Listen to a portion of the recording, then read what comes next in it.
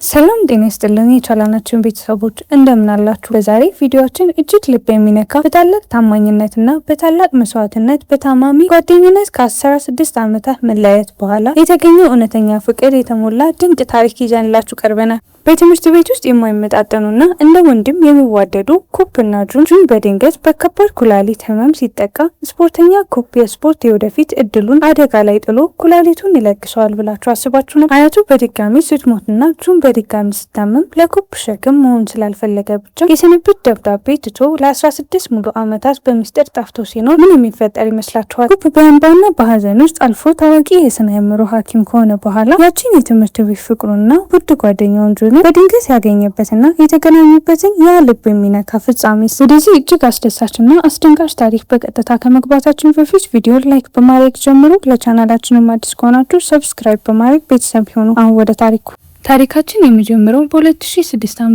በፈረንጆቹ እጅግ መልካም በትምህርት ቤቱ ከፍተኛ ተወዳጅነትን ያተረፈና በቅርጫት ኳስ ስፖርት ላይ ወደር የማይገኝለት ተሰጥኦ ካለው ኩፕ ከተባለው ዋና ባለታሪካችን ጋር ነው። በዚያች ዕለት ከሌላ ትምህርት ቤት ጋር ከባድ ግጥሚያ ነበረው። በመጀመሪያ ሰዓት የእሱ ቡድን ክፉኛ እየተሸነፈ የነበረ ሲሆን በተለይም የባለጋራው ቡድን መሪ የጨዋታውን ሕግ ጨርሶ የማይከተል እንዲሁም ዘውትር የሚያንገላታቸውና የሚያሾፍባቸው ነበር። ነገር ግን በመጨረሻዋ ሰከንድ ላይ ኩፕ ድንቅ ቅርጫት በማስመዝገብ በ2 ነጥብ ብቻ ቡድኑ እንዲያሸንፍ አደረገ። እሱም ሄዶ ባለጋራው ቡድን ላይ ሲያሾፍባቸው እነሱ ክፉኛ ተናደዱ። የገዛ ቡድን አባላት ግን በሱ ላይ ታላቅ ጀግንነት እጅግ ኮሩበት። በተመሳሳይ ጊዜ ስሙ እሱ በኮ የሚጀምረውና ኩጁን የተባለው የቅርብ ጓደኛው በሜዳ አቅራቢያ ይራመድ ነበረ። ሰዎች ስማቸው ስለሚመሳሰል ጊዜ እህትማማቾች ወይም ወንድማማቾች እንደሆኑ ያስቡ ነበር። ነገር ግን እነሱ ተራ የልብ ጓደኛሞች ነበሩ። ለማንኛውም መላው የትምህርት ቤት ይሄንን ምስጢር በሚገባ ያውቅ ነበር። ጁን በተለመደ ሁኔታ እየተራመደ ሳለ አንድ ተሳዳቢ ጉልበተኛ በድንገት መጥቶ ገጨው። ይህ ባለጌ ወንድ ከመግጨቱም በላይ መንገድህን አይተህ አትራመድም እንዲ ያለው። ጁን ግን በወቅቱ ከባድ ራስ ምታት ስለነበረ ምን ያለው መጀመሪያ የመጣህብኝ የገጨህኝ አንተ እኮ ነህ ሲል መለሰለት። ያም ወንድ ተቆጥቶ ለመሆኑ እኔ ላይ አሁንም መልስ ትሰጣለህ አለው። እሱ ጁንን ሊመታው ሲሰናዳ የቅርጫት ኳስ ቡድን መሪው ደርሶ ያዘውና ያንን ጉልበተኛ ወንድ ሜዳውን እንዲዞር ቀጣው። የመጨረሻውንም ዙር እንደጨረሰ እገድልሃለሁ ሲልም ዛተበት። ጁን ወደ ክፍሉ ከገባ በኋላ ያ ወንድ ተከትሎት በመግባት ሊያስቸግረውና ሊያበሳጨው ጀመረ። አንተ የአንድ ዝነኛ ሰራተኛ ጓደኛ ስለሆንክ ብቻ ታላቅና ክቡር የሆንክ ይመስልሃል?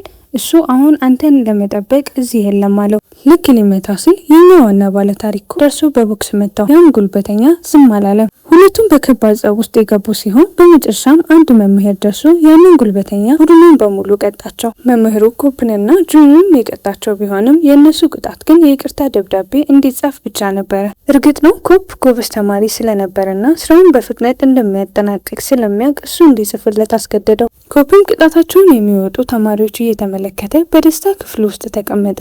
ስራቸውንም ሲጨርሱ አብረው ወጡ።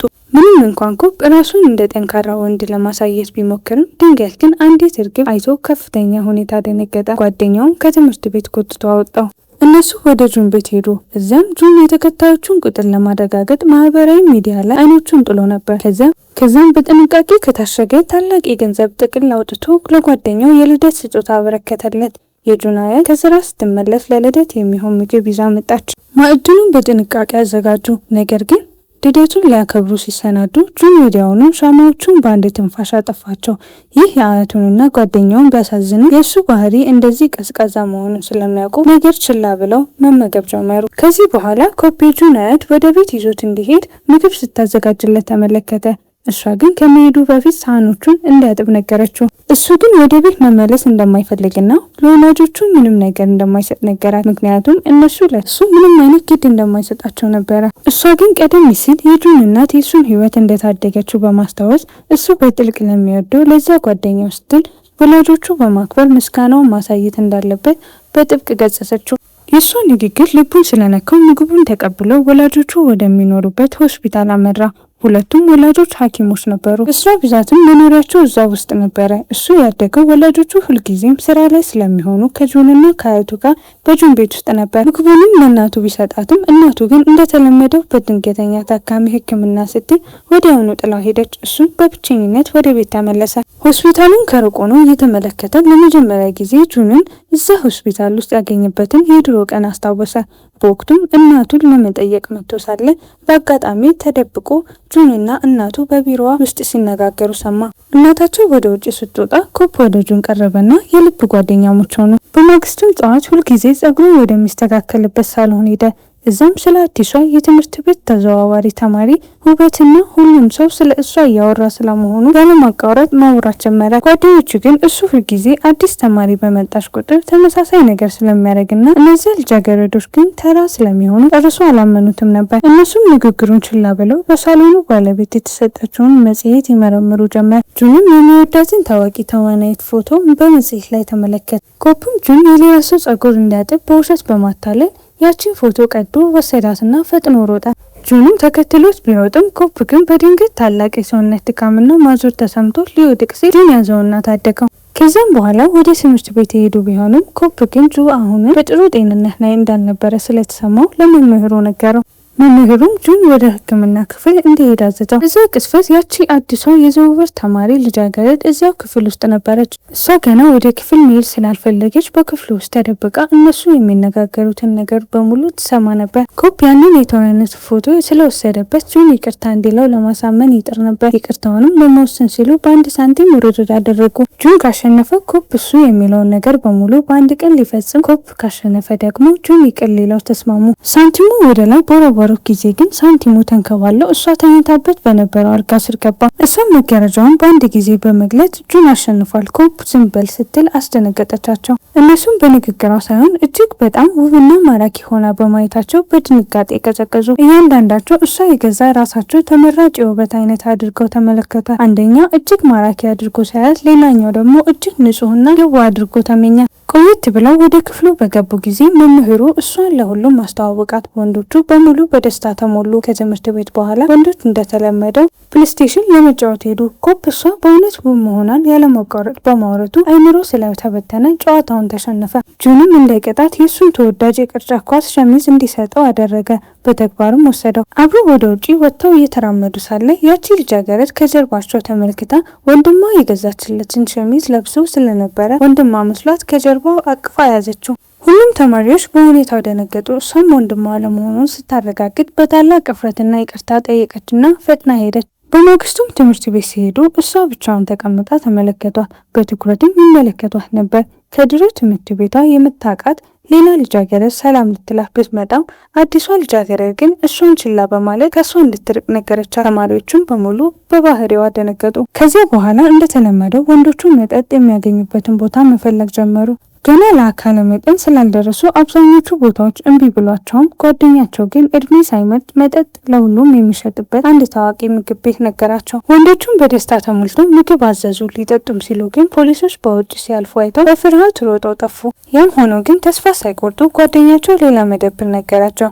የመደበሩም ባለቤት የአይን እይታዋ ደካማ ስለነበር መለያ ሰነዳቸውን አይታ እድሜያቸውን ማረጋገጥ አልቻለችም ነበር። ወደ ውስጥ ገብተው በነጻነት ጠጡ። ነገር ግን እጣ ፈንታ ሌላ እቅድ ነበረው። የባለቤቷ አይን እይታ ባልተጠበቀ ሰዓት ተመልሶ መጣና በቁጥጥር ስር ዋሉ። ለአካለ መጠን ስላልደረሱ ሁሉም ነገር እንዲመልሱ አዘዘቻቸው። በድጋሚ ተስፋ ቢቆርጡም ያጓደኛቸው ግን መቼም ተስፋ አይቆርጥም ነበር። እሱም አንደኛው የክፍላቸው ልጃገረድ የምትሰራበትን ትልቅ ሱፐርማርኬት ጠቆማቸው። እሷ በእርግጠኝነት እንደምትረዳቸው ነገራቸው። ወደ ውስጥ ሲገቡ ያቺ የሚወዳት አዲሷ ልጃገረድ ቢራ እየጠጣች ሱፐርማርኬቱ ስትወጣ ተመለከቱ። በዚያ ያ ቦታ ለነሱ አስተማሚ መሆኑን ይበልጥ አረጋገጡ። ወደ ውስጥ ገብተው የሚበሉትን መክሰስ ገዙ።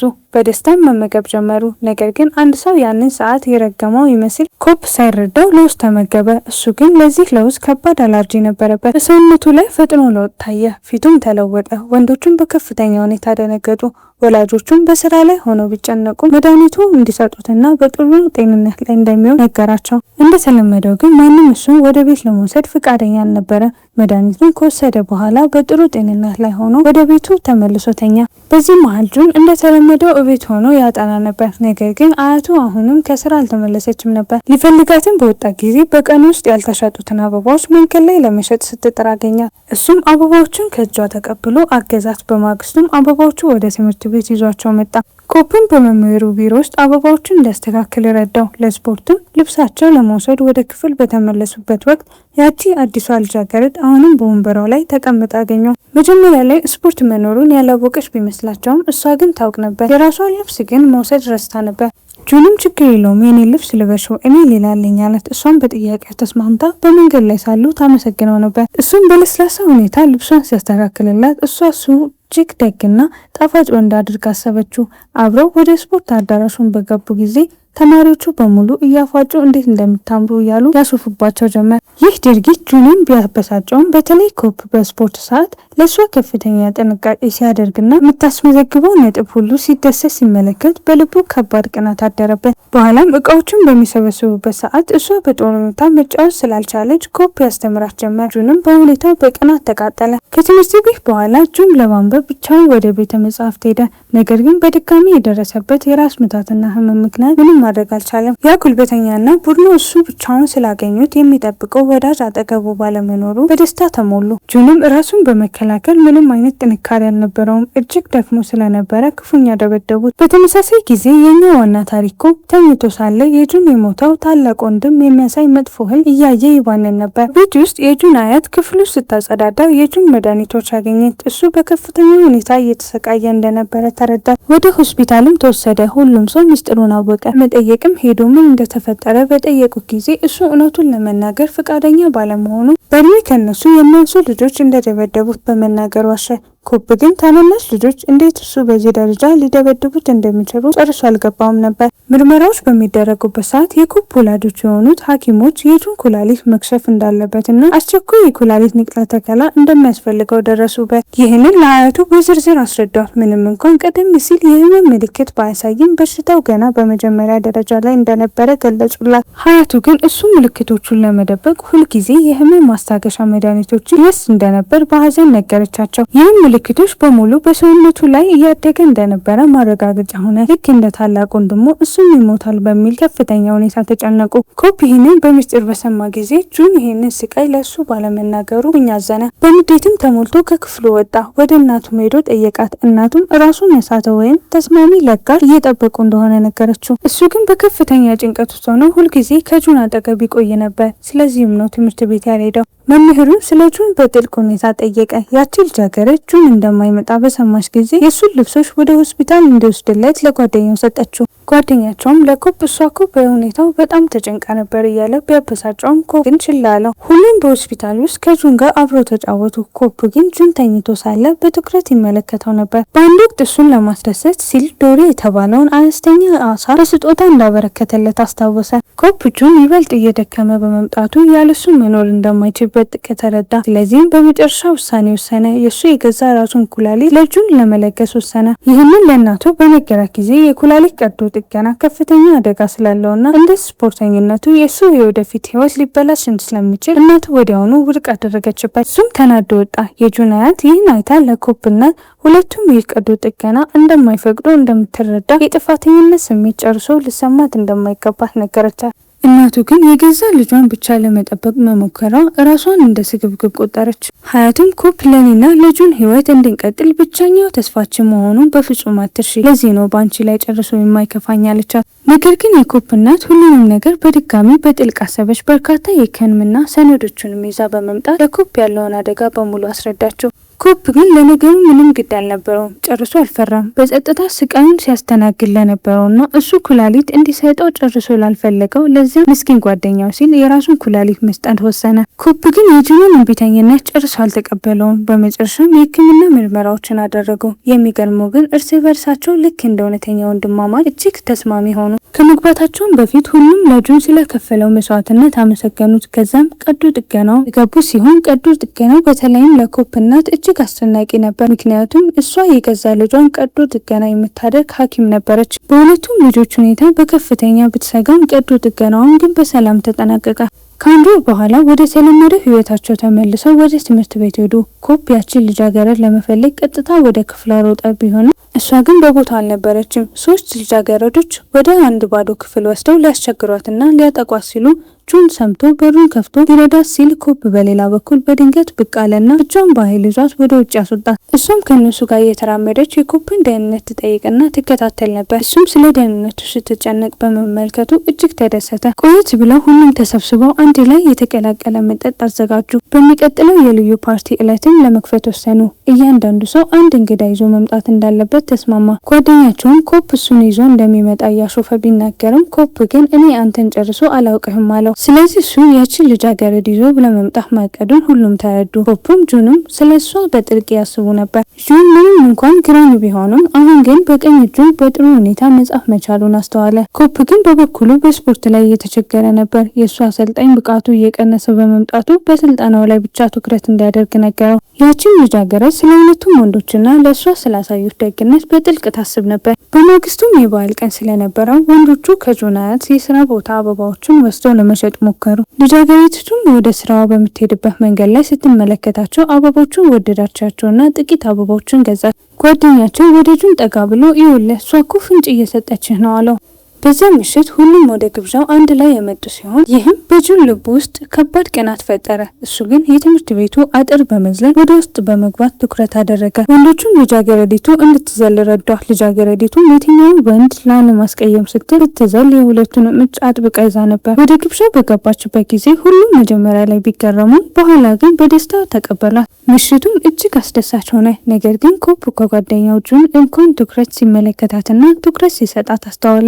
ጁን እሷን እየወደዳት እንደሆነ በጥልቅ በመስጋት በከፍተኛ ሁኔታ ተጨነቀ። በፍጥነትም ወደ ውጭ አውጥቶ ሊያነጋግራት ወሰነ። ጨዋታውም ለመጀመር የእሷ ልደት የወር ኮከብ ምን እንደሆነ ጠየቃት። እየተጫወቱም ሳለ በትምህርት ቤቱ ጥበቃ ጓደኞቻቸውን ሲይዟቸው ሁሉም ተበታትነው መሮጥ ጀመሩ። ሶፕ እሷን ከጁን ጋር እንድትሮጥ አደረገ። እሱ ግን የወደቀውን ጓደኛቸውን ለመታደግ ሄደ። ጁንም እጇን ይዞ በአንድ ጠባብ የሰፈር መንገድ ውስጥ ተደበቁ። እሷን በተመለከተበት ሰዓት ከዚህ ቀደም ለእሱ ስታየው የነበረውን አሳቢነት እያስታወሰ የፍቅር ቃሉን ይነግራት ሲል ኮፕ በስልክ ጠራቸው። ጁንም ይዟት ወደ እሱ ሄደ። ጁንም ከዚህ ቀደም እንደዚህ አይነት ባህሪ አሳይቶ ስለማያውቅ ኮፕ ቢቀረምም ነገሩን ችላ ብሎ ወደ ቅርጫት ኳስ ሜዳቸው ይዟቸው ሄደ። አብረው ስፖርት ከተጫወቱ በኋላ ቤታቸው ተመለሱ። በቤት ውስጥ የጁን አያት የአንገት ሐብሏ መጥፋቱን አስተዋለች። ጁንን የት እንዳለ በጠየቀችው ጊዜ እንደማያውቅና ምናልባት ጥላው ሊሆን እንደሚችል ነገራት። ኮፕም እሷ በሄደችባቸው ቦታዎች ሁሉ ቢፈልግም ምንም ሊያገኝ አልቻለም። ስለዚህ ፍለጋውን አቁሞ ከትምህርት ቤት ውጪ ለሚደረገው የቅርጫት ኳስ ዝግጅቱን ቀጠለ። በውድድሩም አሸነፈ። በተመለሰ ጊዜ መጀመሪያ ያደረገው እሷን ለመፈለግ ወደ ክፍል መሄድ ነበር። ነገር ግን እሷ የአንደኛውን ክፍል ጓደኛዋን እቃ ሰርቃ ከከረጢት ውስጥ ስከተው ተመለከተ። እሱ በከፍተኛ ሁኔታ ደነገጠ። እሷ ግን ድርጊቱን አላስተባበረችም ወይም ራሷን ለመከላከል አልሞከረችም። እሱም ከረጢቷን ሲከፍት እውነቱን አረጋገጠ። ከዚህም በላይ የጁን አያት የጠፋውን የአንገት ሐብል ከረጢቷ ውስጥ አገኘው። ኮፕ በከፍተኛ ሁኔታ ተቆጥቶ ጮህባት። ሌባም ሲል ሰደባት። እውነቱን እንድታብራራ ምንም አይነት እድል አልሰጣትም። በመካከላቸው ያለው ግርግርም ሙሉ በሙሉ በረደ። ጁንም ይህንን አስተውሎ ጠብ መኖሩን ጠየቅ። ኮፕ ምንም ጸብ እንዳልነበረ ቢናገርም የአንገት ሐብሉን ለጁን በእጁ ሰጠው። ጁን ታላቅ እፎይታ ተሰምቶት ሐብሉን ለአያቱ በደስታ መለሰላት። ኮፕ ግን አሁንም በንዴት ተሞልቶ ነበር። እሷ ቀደም ሲል ሱፐርማርኬት ቢራ ይዛ ስትመጣ ያየበትን ሁኔታ እያስታወሰ ሌባ መሆኗን ይበልጥ አረጋገጠ። እሷ ግን በአንገት ሐብሉ ረገድ ንጽሕት ነበረች። አያቱም ጥላው ስትሄድ ያገኘችው እሷ ብቻ ነበረች። ያም ሆኖ ግን የቀሩትን የሰረቀቻቸው እቃዎች ባህሪ ሊያስተባብልላት አልቻለም ነበር። በማግስቱ የጉልበተኛ ወንድ ሲያስቸግራት ተመለከቱ። ኮፕ ራሱን ለመቆጣጠር አቅቶት በመካከላቸው በመግባት ጠበቃት። እሷ ግን እሱን ችላ ብላ በተናደደ ባህሪ ያለፈችው። እሱ ተከትሏት በመሄድ እሷ ጥፋተኛ ሆና ሳለ ራሷን እንደ በደለኛ አድርጋ በመቁጠሯ ስህተት እንደሆነ ነገራት። እሷም ለመሆኑ ምን እንዳደርግ ትፈልጋለህ ስትል በቁጣ ጠየቀችው። ይህም እሱን ያበሳጨው። በምሽት ጁን በእሷ ሱፐርማርኬት ውስጥ ዳግመኛ ልትሰርቅ ስሞክር ተመለከታት። እሱን ስታየው በፍጥነት ለመሮጥ ሞከረች። እሱ ግን ተከትሏት በመሮጥ ጨርሶ አልፈረደባትም ነበር።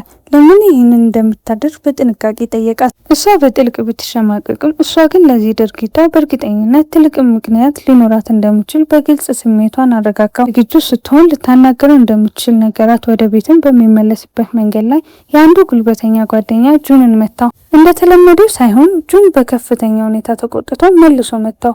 እሱ ከዚህ ቀደም ተጣልቶ ባያውቅም አሁን ግን በውስጡ በነበረው እልህ ምክንያት ክፉኛ ተዋጋ። እነሱም ሊደበድቡ ሲሉ የኛ ጀግና ኮፕ ደርሶ በድጋሚ ከጥቃቱ ታደገው። ወደ ቤት በሚመለሱበት መንገድ ላይ ጁንም በዚህ ደረጃ ለምን እንደተጣላ ሁሉም ግራ ገብቷቸው ነበር። ጁንም ስለ ልጅቷ ጠቅሶ ኮፕ በእሷ ላይ የተሳሳተ ፍርድ እንደሰጠ ነገረው። ኮፕ ግን የአያቱን አንገት ሐብል እንደሰረቀች ተከራከረ። ጁንም እሷ አያቱ ጥላው ስትሄድ እንዳገኘችውና እንዳልሰረቀችው ነገረው። እንደተለመደው ጁን ከኮፕ ጋር ወደ ቤቱ ሄዶ አብሮት አደረ። ኮፕ ጁን ስለ ሴሉላር ሜሞሪ እንግዳ ጥያቄ ሲጠይቀው አስተዋለ። ጁን ግን ነገሩን ችላ ብሎ መተኛት እንደሚፈልግ ነገረው። በማግስቱም ጠዋት ኮፕ ጁን ቀዶ ጥገናውን በኋላ በገዛ ራሱ ባህሪ ላይ የታዩ ለውጦች ሙሉ በወረቀት ላይ የመጻፉን አየ።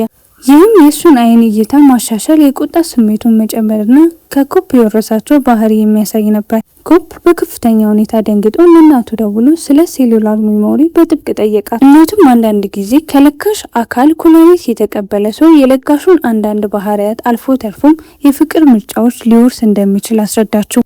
ኮፕ ጁን ስለ ልጃገረዶቹ ማሰብ መጀመሩን አስተውሎ ጁን እሷን የወደዳት ኮፕ እሷን ስለሚወዳት እንደሆነ ተረዳ። በማግስቱም ግን እሷን እንዳትሰቅ ሲከላከልላት አይተው ጁን ወደ ውጭ አውጥተው የእሷ የወደዳት በዚህ በሴሉላር ሜሞሪ ምክንያት መሆኑን አለመሆኑን ጠየቁት። እሱ ግን እሷን ለመጀመሪያ ጊዜ በአይን ከተመለከተበት ቅጽበት ጀምሮ ይወዳት እንደነበረ ነገራቸው። ሁለቱም በእሷ ፍቅር መውደቃቸውን ሲረዱ ደነገጡ።